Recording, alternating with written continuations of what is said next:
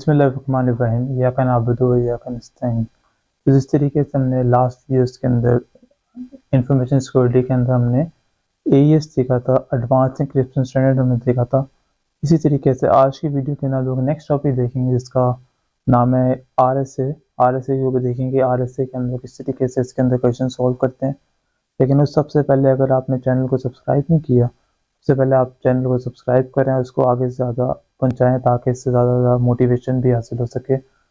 और इसमें अंदर जो सी आपको गलतियाँ नज़र आती हैं उसको आपने वहाँ पर हाईलाइट करना है ताकि उसको भी वहाँ पर हर चीज़ की करेक्शन की है।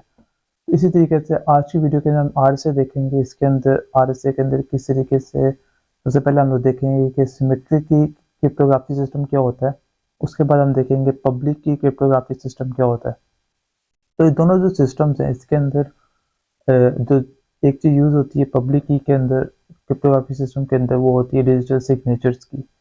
डिजिटल सिग्नेचर्स के साथ साथ जो इसके अंदर यूज़ होती है पब्लिक की और प्राइवेट की, भी आपको पता ही है। तो पब्लिक की क्या होती है, जो हर एक के लिए नॉन होती है, और प्राइवेट की वो होती है जो हर एक की अपनी होती है। जैसे अगर मैं एक सेंडर हूँ, आगे एक रिसीवर है, उसने अपना मैसेज सेंड करना है, मैंने अपना मैसेज सेंड करना है रिसीवर को।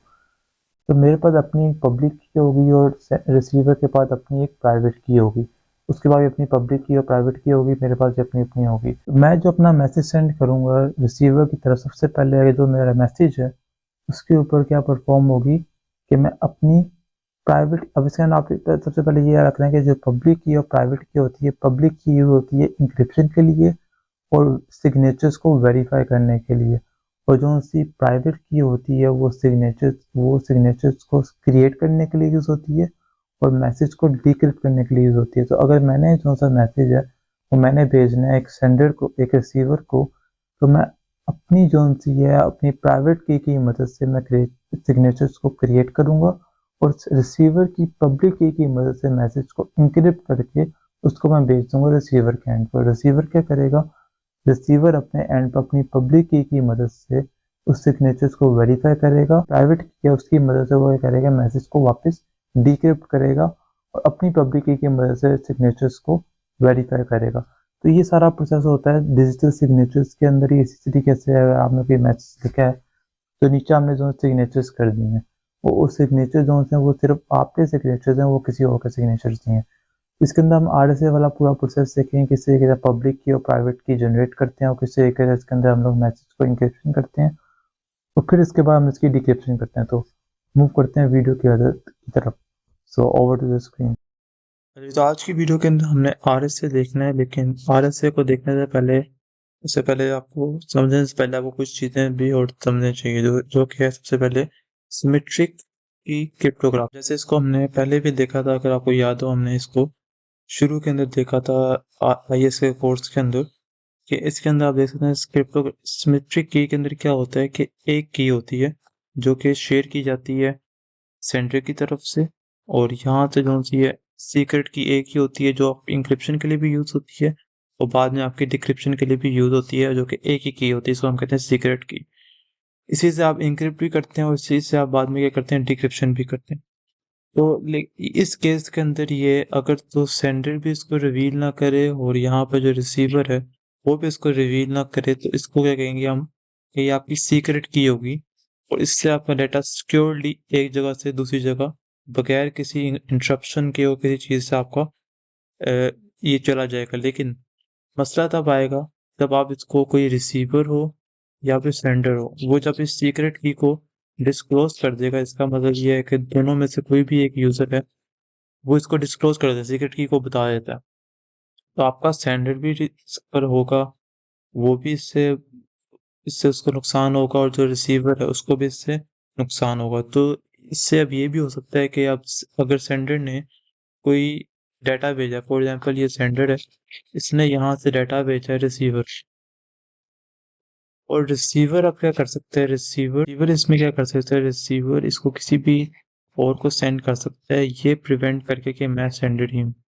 मतलब रिसीवर ने ये डाटा जो उनसे किसी और को भेज दिया है और सीक्रेट की के ज़रिए किसी और को जाएगा, जो कि इससे ये हो जाएगा कि इस सीक्रेट की क्या हो जाएगी, डिस्क्लोज हो जाएगी और वो कम्युनिकेशन सेंडर और रिसीवर के दरमियान नहीं रहेगी। तो इसके अंदर जब एक की होती है, इसके अंदर ये इश्यूज आते हैं। जो सिमेट्रिक की क्रिप्टोग्राफी है, इसको डील करने के लिए हम लोग यूज़ करते हैं पब्लिक की क्रिप्टोग्राफी। पब्लिक की क्रिप्टोग्राफी क्या होती है? इसके अंदर आपके 2 चीज़ें इसमें हो सकती हैं। एक इसके अंदर ये एक नया सिस्टम आया था सिमेट्रिक की के बाद, इसके अंदर आपके पास एक होता है की डिस्ट्रीब्यूशन और एक होता है आपके पास डिजिटल सिग्नेचर्स। की डिस्ट्रीब्यूशंस क्या होते हैं? ये एक फॉर एग्जांपल ये एक सेंडर है, इसको आगे हम डिटेल में देखेंगे, और एक ये रिसीवर है। तो यहाँ पर एक थर्ड पार्टी होती है जो कि होती है की डिस्ट्रीब्यूशन करती है दोनों पार्टीज के दरमियान। कि अगर फॉर एग्जांपल सेंडर ने डाटा भेजना है रिसीवर को, तो पहले वो यहाँ से रिसीवर की रिसीवर की लेगा, उसके बाद ही वो यहाँ से डाटा जो है रिसीवर को भेज सकता है। तो ये थर्ड पार्टी जनरेशन जो की है, इसको हम कहते हैं की डिस्ट्रीब्यूशन, इसको हम कहते हैं केडीसी। और दूसरा होता है डिजिटल सिग्नेचर। डिजिटल सिग्नेचर इसी तरह जैसे अगर फॉर एग्जांपल एक सेंडर ने एक डाटा भेजना है रिसीवर को, तो वो किस तरीके से भेजेगा? वो एक कौन सा भी उसका डॉक्यूमेंट होगा जो उसमें प्लेन टेक्स्ट होगा, उसके एक छोटा सा यहाँ पर सिग्नेचर्स करेगा। सिग्नेचर्स अब किस तरह के होते हैं, किस तरह से वो जनरेट करते हैं, वो हम आगे देखेंगे। तो वो इस सिग्नेचर्स के ऊपर जो उसके ऊपर होंगे, वो यहाँ से रिसीवर की तरफ जाएंगे, तो इसको हम कहते हैं डिजिटल सिग्नेचर्स। ये डिजिटल सिग्नेचर यूज़ किस लिए करते हैं? ये इसलिए करते हैं कि इससे पता लगता है कि ये क्लेम सेंडर है, मतलब ये जो सा सेंडर है ये वेरीफाइड है, इसके पास असली चीज़ है जो रिसीवर को भेज रहा है। तो इससे जो सी होती है आपकी, जो पिछले हमने देखा था सिमेट्रिक क्रिप्टोग्राफी के अंदर आपकी डिस्क्लोज हो सकती थी, इसके अंदर वो डिस्क्लोजन से बचती है और इससे आपका जो डाटा है वो सीक्रेट रहता है। जिस तरह हम लोग जैसे रियल लाइफ के अंदर हम यूज़ करते हैं पेपर डॉक्यूमेंट्स के ऊपर सिग्नेचर करते हैं, इसी तरीके से जो रियल टाइम है इसके अंदर पब्लिक क्रिप्टोग्राफी के अंदर, इसके अंदर भी हम डिजिटल सिग्नेचर्स करते हैं। तो उसके बाद जो आपने चीज़ याद रखनी है वो ये रखनी है कि इसमें अंदर अब डिजिटल सिग्नेचर्स के अंदर एक आपको पता है कि एक होती है पब्लिक की और दूसरी कौन सी होती है? प्राइवेट की। तो प्राइवेट की और पब्लिक की डिजिटल सिग्नेचर्स के अंदर क्या रोल प्ले करती है वो हम देखते हैं। जो पब्लिक की होती है वो आपने याद रखना है कि हमेशा वो किस लिए यूज होती है? इनक्रिप्ट करने के लिए, इनक्रिप्ट मैसेजेस को करने के लिए। उसके बाद जो सी आपके पास प्राइवेट की होती है वो किस लिए यूज होती है? डिक्रिप्ट मैसेजेस को करने के लिए। अब इसके अंदर नई चीज क्या आई है? इसके अंदर नई चीज ये आई है, पब्लिक की के साथ साथ हमने इनक्रिप्ट मैसेज तो करना है, लेकिन उसके साथ साथ हमने क्या करना है? सिग्नेचर्स को वेरीफाई भी करना है। जब हम सिग्नेचर वेरीफाई सिग्नेचर्स, अब पब्लिक की जो सी अब दो तरीकों के लिए यूज होगी। एक वो वेरिफिकेशन के लिए, और दूसरी जो आपके पास प्राइवेट की है वो आपकी डिक्रिप्ट भी करेगी और साथ साथ आपकी एंड क्रिएशन भी करेगी। प्राइवेट की आपकी जो सी है वो क्रिएट करती है सिग्नेचर्स। ये हमने दो चीजें देखी हैं जो हमने पहले से हमने डिफरेंट देखी हैं। पहले हमने क्या देखा था कि पब्लिक की हमेशा इंक्रिप्शन करती थी और प्राइवेट की हमारे पास डिक्रिप्शन करती थी। प्राइवेट पब्लिक की जो सी इंक्रिप्ट करने के साथ साथ सिग्नेचर्स को वेरीफाई भी करेगी, और उसके बाद जो सा पब्लिक की है वो मैसेज को डिक्रिप्ट करने के साथ साथ क्या करेगी? सिग्नेचर्स को क्रिएट भी करेगी। अगर यहाँ पर एक सेंडर है और यहाँ पर रिसीवर है, तो सेंडर के पास अपनी एक की दो कीज होती हैं सारों के पास, एक होती है पब्लिक की और एक होती है प्राइवेट की। इसी तरीके से जो रिसीवर है उसके पास भी अपनी दो कीज होंगी, जो एक को कहेंगे पब्लिक की और दूसरी को कहेंगे प्राइवेट की। सेंडर क्या करेगा? यहाँ पर सेंडर के साइड्स पर दो चीजें होती हैं। एक यहाँ पर मैसेज को इनक्रिप्ट करने के लिए, इंक्रिप्शन के लिए यहाँ पर मैंने ई एन सी लिख दी है, और यहाँ पर सिग्नेचर्स को क्रिएट करने के लिए। उसी तरह रिसीवर के पास भी दो चीजें होती हैं, एक मैसेज को डिक्रिप्ट करने के लिए और एक मैसेज सिग्नेचर्स को वेरीफाई करने के लिए। अब इसमें प्रोसेस किस तरीके से होगा? जब सेंडर के पास एक मैसेज है, सेंडर ने वो मैसेज यहाँ से रिसीवर के एंड पर पहुंचाना है, तो वो क्या करेगा? सेंडर सबसे पहले मैसेज को एन्क्रिप्ट करेगा। एन्क्रिप्ट वो कैसे करेगा? उसने भेजना है इस वाले रिसीवर को। वो क्या करेगा? पब्लिक की आपको पता है कि वो नोन होती है हर किसी को, हर किसी की पब्लिक की का पता होता है। तो वो रिसीवर के सेंडर क्या करेगा? सेंडर रिसीवर की पब्लिक की को लेगा और मैसेज को क्या कर देगा? एन्क्रिप्ट कर देगा। जब वो एन्क्रिप्ट कर देगा उसके बाद उसने इंक्रिप्ट तो कर दिया, उसके बाद उसने इस सिग्नेचर्स क्रिएट भी करना है। क्रिएशन आपको पता है, पब्लिक की मदद आपको पता था कि इस सिग्नेचर्स को ये पब्लिक की इंक्रिप्ट करती मैसेजेस को, उसने रिसीवर की पब्लिक की से अपना मैसेज इंक्रिप्ट कर दिया। अब उसने उन सिग्नेचर्स को क्रिएट करना है। क्रिएट वो कैसे करेगा? वो अपनी प्राइवेट की लेगा और उस सिग्नेचर्स को क्रिएट कर देगा जो कि आपके मैसेज के ऊपर लग जाएंगे। फॉर एग्जांपल ये आपका मैसेज था, इसके ऊपर आपने यहाँ पर अपने सिग्नेचर्स करके, डिजिटल सिग्नेचर्स करके मैसेज को क्या कर दिया, इंक्रिप्ट भी कर दिया और सिग्नेचर्स को आपने क्रिएट करके आपने रिसीवर को भेज दिया। अब जब वो रिसीवर के पास आया, अब रिसीवर ने क्या करना है, मैसेज को डिक्रिप्ट करना है। डिक्रिप्ट वो किस तरीके से करेगा? वो आपको पता है कि प्राइवेट की डिक्रिप्शन के लिए भी यूज होती है। तो रिसीवर क्या करेगा, रिसीवर अपनी प्राइवेट की लेगा और मैसेज को क्या कर देगा, डिक्रिप्ट कर देगा। उसके बाद अब उसने सिग्नेचर्स को वेरीफाई भी करना है। वेरिफिकेशन के लिए आपको पता है पब्लिक की यूज होती है। तो वो क्या करेगा, उस सेंडर की पब्लिक की को पकड़ेगा और यहाँ से सिग्नेचर को क्या कर देगा, वेरिफिकेशन भी।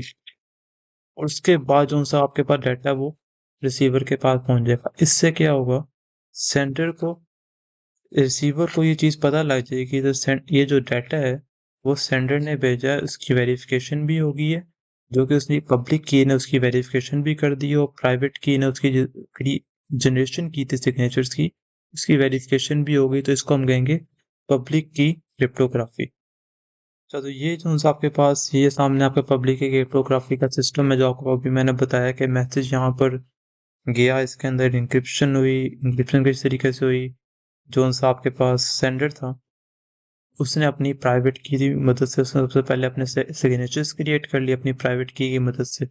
उसके बाद उसने जो आपका रिसीवर है उसकी उसने पब्लिक की मदद से उसने मैसेज को इंक्रिप्ट कर दिया यहाँ पर। उसके बाद उसने सेंडर को, रिसीवर को भेजा।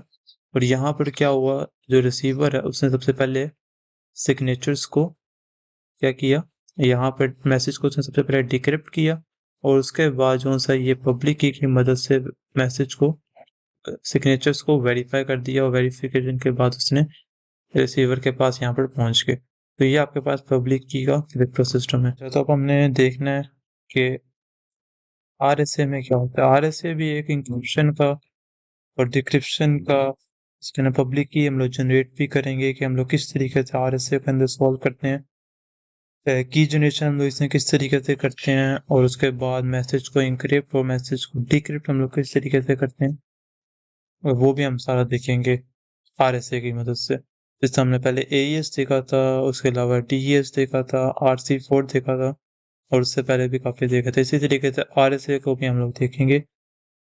तो आरएसए के अंदर आपने कुछ स्टेप्स हैं वो आपने याद रखने हैं कि सबसे पहले पहला स्टेप है वो आपने दो नंबर्स फाइंड आउट करने हैं, एक पी और दूसरा क्यू, और दोनों जो से हैं वो प्राइम नंबर्स होने चाहिए। प्राइम नंबर्स के अलावा कोई नंबर इनका नहीं होना चाहिए, दोनों प्राइम नंबर। और ये हो सकता है आपको क्वेश्चन के अंदर गिवन हो तो इसको आपको भी फिलहाल कुछ भी करने की जरूरत नहीं है। नंबर वन स्टेप बस आपने याद रखना है कि आपने पी और क्यू ये आपको गिवन ही होंगे हर केस के अंदर। नंबर टू आपने फाइंड आउट करना है एन। एन हम लोग किस तरीके से फाइंड आउट करेंगे, जब पी और क्यू आपको गिवन होंगे तो आपने क्या करना है, पी को मल्टीप्लाई कर देना है क्यू के साथ, तो आपके पास क्या आ जाएगा, एन आ जाएगा। ये आपके पास नंबर टू स्टेप आ जाएगा। अच्छा, उसके बाद नंबर थ्री स्टेप है। नंबर थ्री स्टेप के अंदर आपने एक फाइव ऑफ एन लेना है और इसकी मदद से आपने five of an find out करना है। ये आपका मोड होगा। ये हम लोग किस तरीके से फाइंड आउट करेंगे, इसको हम इस तरीके से करेंगे, पी माइनस वन और इसको हमने मल्टीप्लाई करना है क्यू माइनस वन के साथ। इसको आगे हम सॉल्व करेंगे, लेकिन नंबर तीसरे स्टेप पर आपने ये सॉल्व करना है। उसके बाद नंबर आएगा fourth step. Number fourth step में हमने क्या फाइंड आउट करना होता है, हमने ई चूज करना होता है। ई आपको गिवन भी हो सकता है, ई आपको गिवन भी हो सकता है, इसको हमने चूज भी कर सकते हैं। और जितना ई की वैल्यू कम होगी, स्मॉल होगी, इतना आपका जो इंक्रिप्शन का प्रोसेस होगा वो उतना ही एफिशिएंट होगा। तो ई की वैल्यू आपको गिवन भी हो सकती है और आपने इसको फाइंड आउट भी करना होगा। ये हम लोग जो है इस तरीके से फाइंड आउट करते हैं कि जो है ई आपका को प्राइम हमने फाइंड आउट करना होता है। तो को प्राइम क्या होता है, को प्राइम ये होता है कि जो भी आपका ये नंबर थ्री वाले स्टेप के अंदर वैल्यू आई है जो भी है ये इसके हिसाब से आपने उसका जो भी आपने निकाल उसका आपने फैक्टर्स निकालने हैं। फॉर एग्जांपल 5 ऑफ n आपके पास जो आया है वो आपके पास 160 आया। तो ये आपने वो वाला नंबर चूज करना है। आप कुछ भी नंबर चूज कर सकते हैं, 3 चूज कर सकते हैं, वो इसके साथ फैक्टर्स के अंदर शामिल होना चाहिए और उसका आंसर जो है इक्वल्स टू 1 आना चाहिए। तो इस तरीके से हम दो ई चूज करते हैं, लेकिन ये आपको ई गिवन ही होगा। अच्छा, उसके बाद नंबर 5 स्टेप जो है उसके अंदर हम लोग ये करते हैं कि हम लोग डी फाइंड आउट करते हैं। डी हम लोग इस तरीके से फाइंड आउट करते हैं, उसका डी आपको या डी गिवन होगा या आपको ई गिवन होगा। इन दोनों में से आपको कोई एक चीज आपको गिवन होगी, फिर ही आप इसको आगे सोल्व करोगे। अच्छा, डी हम लोग किस तरीके से फाइंड आउट करते हैं?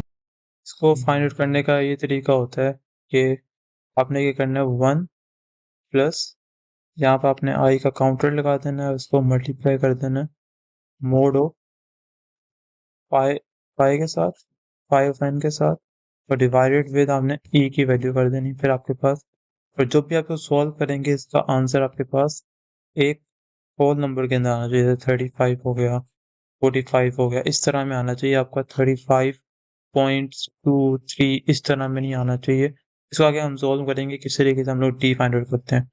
अच्छा, नंबर 6 स्टेप हमने क्या करना होता है, अब हमने पब्लिक की जनरेट करनी होती है। पब्लिक की को हम लोग किस तरीके से जनरेट करते हैं, तो वो ये होती है ई और एन।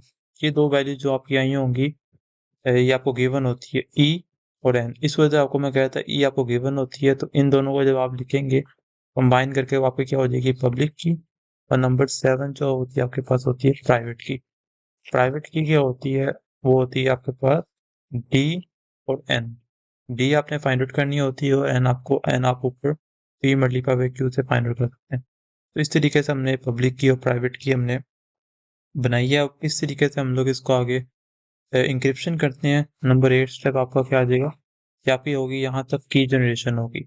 अब हमने क्या फाइंड आउट करनी है, अब हमने इंक्रिप्शन करनी है।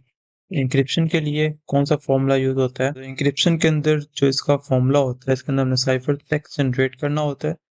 तो C इज इक्वल्स टू आपने लिखना है मैसेज, M भी आपको गिवन होगा, ये भी आपको गिवन होगा, और मोड ऑफ एन ले लेना। सो इस फॉर्मूले की मदद से आपके पास क्या आ जाएगी, साइफर टेक्स्ट जनरेट हो जाएगा। तो नंबर 9 स्टेप इसके अंदर आपने क्या करना है, इसकी डिक्रिप्शन करनी है। डिक्रिप्शन हम लोग किस तरीके से करेंगे, उसके अंदर आपके पास साइफर टेक्स्ट आ गया होगा, आपने मैसेज को जनरेट करना है। इससे आपको वेरिफिकेशन भी हो जाएगी कि मैसेज आपका सेम आ रहा है कि नहीं आ रहा। तो M is equals to C, यहाँ पे डी आ जाएगा और यहाँ पे आपके पास क्या आ जाएगा, मोड ऑफ एन आ जाएगी। आपके प्राइवेट की थी, प्राइवेट की से आपने क्या कर दिया, मैसेज को डिक्रिप्ट कर दिया। और यहाँ पर आप देख सकते हैं कि ई आपके पास पब्लिक की थी, इसकी मदद से आपने क्या कर दिया, मैसेज को इंक्रिप्ट कर दिया। तो इससे आपको एक चीज ये पता लग गया होगा कि पब्लिक की किस चीज के लिए यूज होती है। जैसा आपको शुरू में बताया था, इंक्रिप्शन के लिए, मैसेज को इंक्रिप्ट करने के लिए, और दूसरी चीज किसके लिए, एक इंक्रिप्शन और दूसरा वेरिफिकेशन ऑफ डिजिटल सिग्नेचर्स के लिए। तो प्राइवेट की किस चीज के लिए यूज होती है, वो आपको पता लग गया होगा कि प्राइवेट की हम लोग यूज करते हैं डिक्रिप्शन के लिए, और सेकेंडली यूज करते हैं क्रिएशन ऑफ डिजिटल सिग्नेचर्स के लिए। तो ये दोनों चीजें, ये दो प्रिंसिपल्स आपने फिलहाल के लिए याद रखना है। अब इसका हम क्वेश्चन सोल्व कर लेते हैं, RSA का किस तरीके से हम सोल्व करते हैं। अच्छा, तो इस तरह से आपको जो सा एक क्वेश्चन दिया जाएगा RSA का, इसके ऊपर हमने सारे स्टेप्स अप्लाई करने हैं। सबसे पहले आपको P भी गिवन है, Q भी गिवन है, E भी गिवन है, और M भी गिवन है। E आपको पता है यहाँ पर क्या होगी, पब्लिक की होगी, जो कि आपको गिवन है। तो अब हमने क्या करना है, इसमें सबसे पहले जो सारे स्टेप्स सारे बताए थे वो अपने अप्लाई करने हैं इसके ऊपर। किस तरीके से अप्लाई करेंगे वो देखते हैं। सबसे पहले आपने n निकालना है। सिंपल n क्या आ जाएगा, P multiply by Q is equals to, तो आपके पास इसको जब आप मल्टीप्लाई करेंगे 13 मल्टीप्लाई बाई 17, ये आपके पास कितना आ जाएगा, 221 आ जाएगा। ये आपके पास n आ गया। n आने के बाद अब आपने क्या फाइंड आउट करना है, पाई of n। Pi of n किस तरीके से फाइंड आउट करते हैं, इसका formula P minus 1 multiply by Q minus 1, ये अप्लाई करना है। इसको जब आप सोल्व करेंगे तो आपके पास एक एक कम हो जाएगी वैल्यू, 13 माइनस 1 12 मल्टीप्लाई बाय 16, तो आपके पास ये कितनी आ जाएगी, 192। इस तरीके से आपके पास क्या आ गया, फाई ऑफ एन भी आ गया। अब नेक्स्ट चीज आपको ई जोन सी है, नेक्स्ट स्टेप में आपको वो गिवन है। क्योंकि ई आपके पब्लिक की है, इस वजह से आपको गिवन होगी। उसके बाद आपने क्या फाइंड आउट करना है, डी फाइंड आउट करना है। डी हम लोग किस तरीके से फाइंड आउट करते हैं, इसको फॉर्मूला आपको मैंने बताया था, वो अप्लाई करेंगे। क्या उसका फॉर्मूला है, वो ये फॉर्मूला है कि 1 प्लस करना है, और यहाँ पर एक आपका आई चलेगा, आई आई आपका काउंटर होगा, और मोड हमने इसका लेना है फाइव ऑफ एन के साथ। फाइव ऑफ एन आपके पास ऊपर जो आपके पास ये आया, आपके पास क्या आया 192। ठीक है, अब इसको हमने डिवाइड कैसे करना है, आपने ई की वैल्यू के साथ आपने इसको डिवाइड करना है। अब इसको हम लोग कैसे सोल्व करते हैं, इसको अब देख लेते हैं। सबसे पहले आपने आई जो से स्टार्ट होगा 0 के साथ, काउंटर चलेगा ना 0 से लेकर आगे तक, तो 1 प्लस काउंटर 0 है।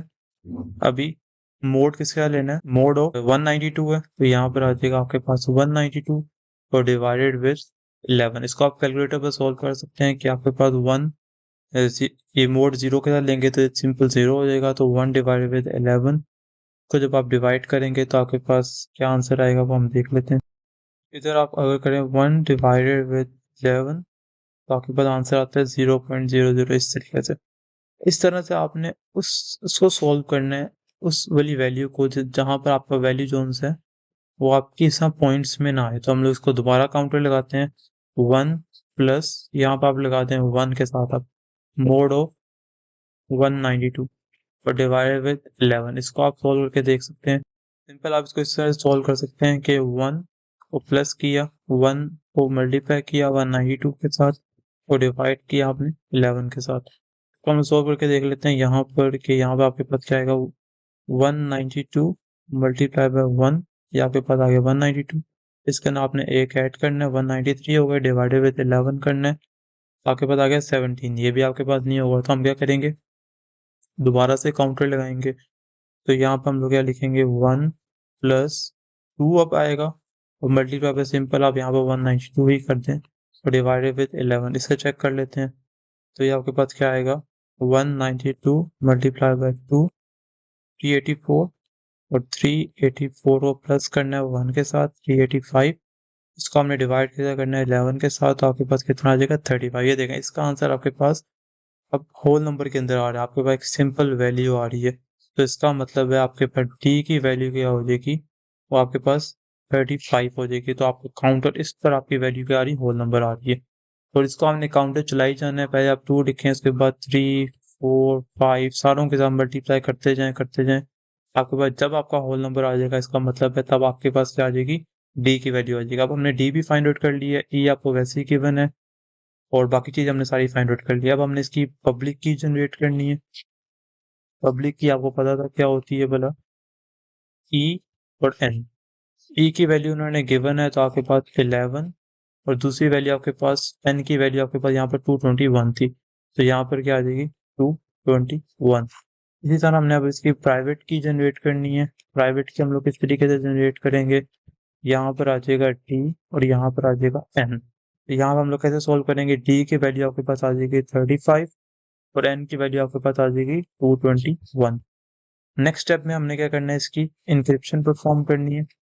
इंक्रिप्शन हम लोग किस तरीके से करेंगे, उसका फॉर्मूला आपको मैंने बताया हुआ है, C is equals to m power e mod n।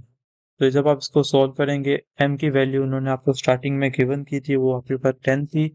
e की वैल्यू आपके पास यहाँ पर 11 है, ये 11 है आपके पास। तो यहाँ पर आपके पास इसका मोड लेना है 221 के साथ, तो आपके पास जो आंसर आएगा वो होगा C इज इक्वल्स टू 173। आपके पास क्या आ गया, साइफर टेक्स्ट आ गया। इसके बाद हमने क्या करना है, इसकी हमने डिक्रिप्शन परफॉर्म करनी है। डिक्रिप्शन हम लोग किस तरीके से परफॉर्म करेंगे, वो हम लोग इस तरीके से करेंगे कि m, इसका फॉर्मूला आपको बताया था, C of power D mode n। तो यहाँ तक आपकी वेरिफिकेशन भी होगी कि आपकी डी की वैल्यू जो सी है सही आ रही है।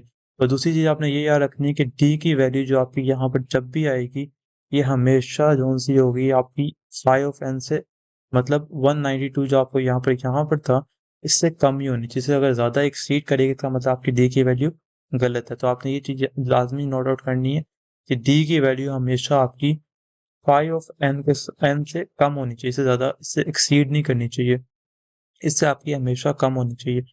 नहीं तो आपका क्वेश्चन बेशक आपका होल नंबर आ रहा है लेकिन आपको वो गलत हो जाएगा। m इज इक्वल्स टू यहाँ पर क्या आ जाएगा, c की वैल्यू हमने क्या फाइंड आउट की है वो 173 है, और इसके बाद पावर इसकी 35, क्योंकि डी की वैल्यू हुआ है, उसका मोड ले लेंगे हम लोग 221 के साथ। तो इसको जब आप सोल्व करेंगे तो आपके पास m इज इक्वल्स टू 10 आ जाएगा। इससे आपको ये वेरिफिकेशन होगी कि आपका जो मैसेज था वो सही तरीके से डिक्रिप्ट भी हो रहा है। तो स्टार्टिंग में आपका मैसेज उन्होंने आपको गिवन था तो यहाँ पर 10 था, तो जब आपने इसकी डिक्रिप्शन की है, डिक्रिप्शन करने के बाद आपका आंसर जो था वो 10 ही आ रहा है, मैसेज आपका 10 ही वापस आ रहा है।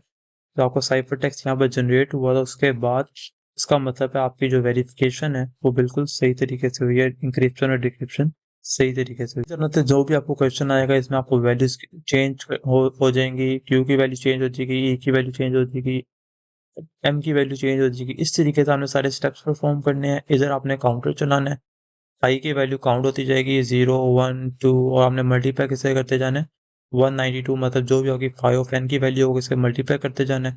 ये मोड आप ना ही लिखें, मोड का मकसद ये सिर्फ ये है कि आपकी वैल्यू इससे ज़्यादा नहीं होनी चाहिए, इससे कम ही होनी चाहिए, इस वजह यहाँ मोड आया। नहीं तो आपने सिंपल इसको मल्टीप्लाई करना है, डिवाइडेड विद आपने ई के साथ करना है, और आपके पास आंसर किस में आना चाहिए, होल नंबर के अंदर आना चाहिए। जब आपका होल नंबर में आ जाएगा और वैल्यू आप एक्सीड भी नहीं करी, इसका मतलब है कि डी की वैल्यू बिल्कुल करेक्ट आई है।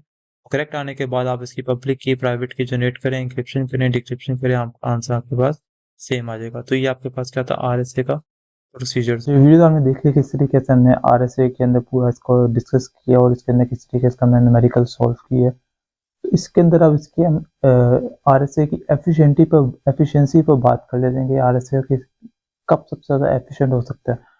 तो आरएसए का आपने याद रखना है कि आरएसए के अंदर जब ई की वैल्यू सबसे कम होगी तब भी आपका जो आरएसए का प्रोसेसर सबसे ज़्यादा एफिशिएंट होगा। इसके अलावा इसकी आप सिक्योरिटी देख लेते हैं, जैसे आपको स्क्रीन के ऊपर नज़र आ भी रही है कि आरएसए के अंदर इसका ब्रूट फोर्स की सर्च है, इसके अंदर ये इसका इनफिजिबल गिवन साइज होता है, इसको हम मतलब इस तरीके से अटैक कर सकते हैं। उसके अलावा इसका मैथमेटिकल अटैक जो है बेस्ड ऑन द डिफिकल्टी, जितनी इसकी जो सी 5 ऑफ एन की वैल्यू डिफिकल्ट होगी उसको इतना इसको मुश्किल होता है इसको अटैक से उसको बचाना।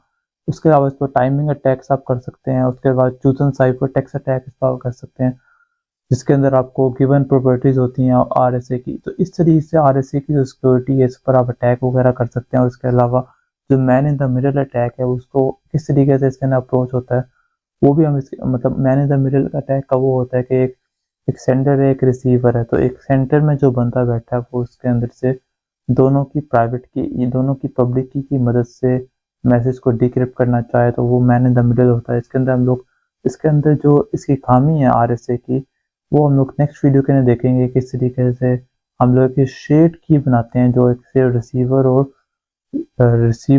और सेंडर के पास आपस में कॉमन होती है। उस कम्युनिकेशन की मदद से वो आपस में कम्युनिकेशन करते हैं। तो वो उसको हम लोग देखेंगे नेक्स्ट वीडियो के अंदर। तो मिलते हैं नेक्स्ट वीडियो के अंदर, तब तक के लिए अल्लाह हाफिज़।